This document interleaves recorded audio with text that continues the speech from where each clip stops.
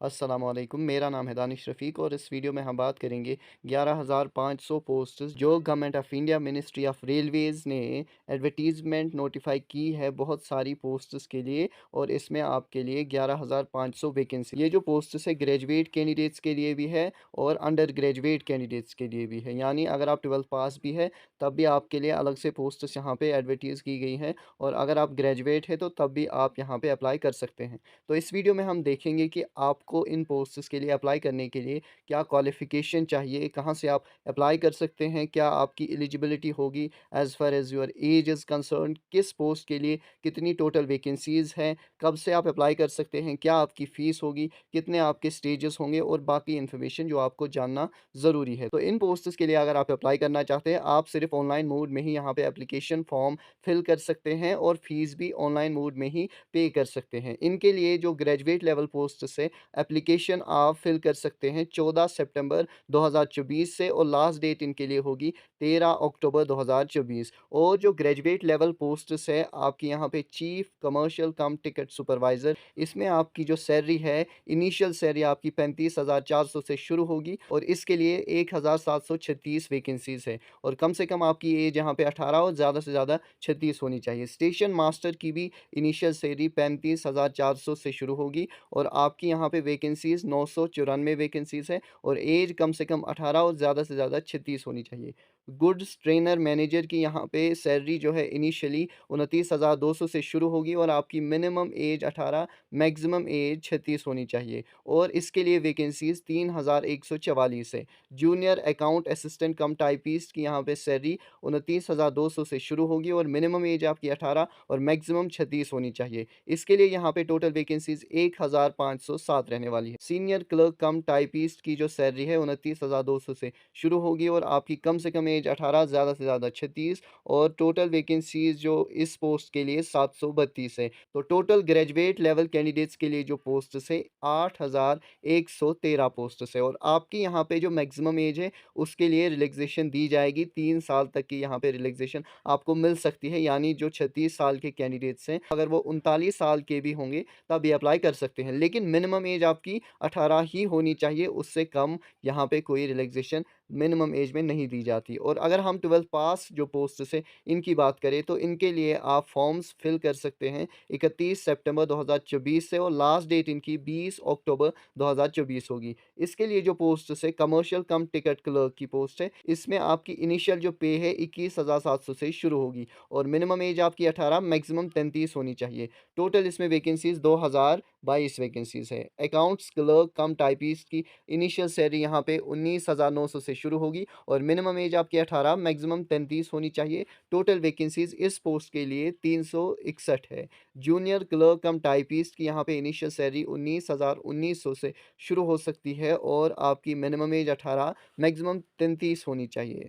और इसकी जो वैकेंसीज़ है 990 इसके लिए वैकेंसीज़ है। ट्रेन्स क्लर्क की जो इनिशियल सैलरी होगी वो 19,900 से शुरू होगी और इसमें भी आपकी मिनिमम एज 18 और मैक्सिमम 33 होनी चाहिए। टोटल इसके लिए जो वैकेंसीज़ है वो 72 है। अपर एज में यहाँ पे भी रिलैक्सेशन दी जा सकती है क्योंकि कोविड-19 की वजह से बहुत सारे कैंडिडेट्स ने अपॉर्च्युनिटी मिस कर दी जो एज पे थे, यानी जो 33 पे थे तो वो आज 36 तक हो गए होंगे। तो क्योंकि वहाँ पे इन्होंने कोविड के टाइम पे 2020, 21, 22 में इन्होंने वैकेंसीज़ यहाँ पे नहीं निकाली थी। तो they have given you one time exception that you can compete for these posts even if you have crossed 33 years of age. और आप मेडिकली भी फिट होने चाहिए। इनकी जो वेबसाइट है वहाँ पे इन्होंने स्टैंडर्ड्स दिए हुए हैं कि किस फील्ड में आपके पास कोई भी यहाँ पे प्रॉब्लम नहीं होनी चाहिए। सबसे पहले तो आपका विज़न जो है ठीक होना चाहिए, यानी आपकी आइज़ में कोई प्रॉब्लम नहीं होनी चाहिए। और रिजर्वेशन यहाँ पे एससीज़, एसटीज़, ओबीसी, नॉन क्रीमी लेयर जिनकी जो ईयरली इनकम है वो 8 लाख से कम होनी चाहिए, और आपके पास कॉन्स्टिट्यूशनल जो पोस्ट है जैसे प्रेसिडेंट, वाइस प्रेसिडेंट, ये सब पोस्ट्स आप होल्ड नहीं कर रहे होने चाहिए, या आपका कोई रिश्तेदार। In fact what I meant to say was your relative. You if holding such kind of position, definitely no one would apply for these posts, but if your closest of the relatives holds any constitutional position, then you are not going to get any kind of benefit from OBC certificate certificate. Even if you have, you will be considered a person belonging to OBC but having criminal status, और EWS ex serviceman physically challenged, इन सब candidates को यहाँ पे reservation दी जाएगी। Mode of examination जो आपका होगा, यहाँ पे आपका OMR बेस्ड एग्जामिनेशन नहीं होगा, बल्कि आपका computer based test, online test ही होगा। एग्जामिनेशन फीस जो है जनरल कैंडिडेट्स को 500 की यहाँ पे करनी पड़ेगी, लेकिन उनको 500 में 400 वापस दिए जाएंगे जब वो कंप्यूटर बेस्ड टेस्ट में अपीयर होंगे। और जो SCs, STs, ex serviceman, physically challenged, females, transgender, minorities या इकोनॉमिकली बैकवर्ड क्लास से बिलोंग करते होंगे, उनको यहाँ पे सिर्फ 250 की फ़ीस ही पे करनी होगी, और उनको 250 की जो फ़ीस है वो भी वापस कर दी जाएगी जिस दिन वो कंप्यूटर बेस्ड टेस्ट में अपीयर होंगे। अगर आप कंप्यूटर बेस्ड टेस्ट में अपीयर नहीं होंगे, यानी अगर आपने यहाँ पे एग्ज़ाम मिस कर दिया, तब आपको कोई भी फ़ीस वापस नहीं होगी। और यहाँ पे जो OBCs और EWS है, इनको यहाँ पे फ़ीस में कोई भी एग्ज़म्पशन नहीं दी गई है। इकोनॉमिकली बैकवर्ड क्लास को यहाँ पे इन्होंने डिफ़ाइन किया है कि this is different from your OBC and EWS. Economically backward class candidates have been given exemption and they have to pay only 250 rupees as fees of this application form. But if you are a candidate from OBC or EWS category, you have to pay 500 rupees as part of your application forms fee. इसके लिए आप apply कर सकते हैं। ये जो यहाँ पे इन्होंने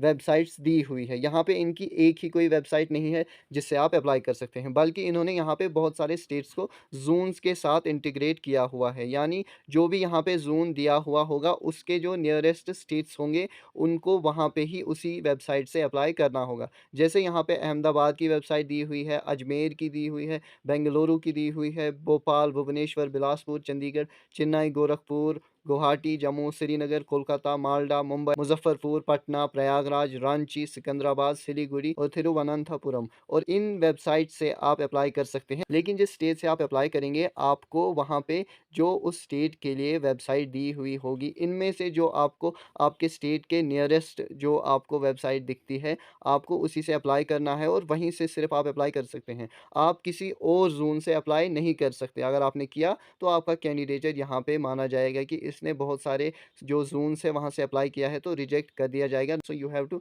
make sure that you are not making silly mistakes. You have to fill application form with full concentration and avoid making any kinds of mistakes which may in future threaten your selection to further stages of this selection process. और जब आप apply करेंगे, उस वक्त आपको आपके साथ phone number जो आपका वर्किंग कंडीशन में होता है और होगा भी फ्यूचर में, और ईमेल आईडी भी जिसका आपको पासवर्ड भी पता होना चाहिए, ये सब आपको आपके पास रखने हैं। And you should make sure that this phone number and email ID which you would give in this application process, they should remain with you till the completion of this selection process, because any kind of communication that is going to be made by railways, that will be made only via phone number or email id. तो आपको यहाँ पे बहुत सारी care के साथ phone number और email ID भी देना है, ताकि आपको जब ये कम्युनिकेट करना चाहे, आप इनसे कम्युनिकेट हो पाएँ।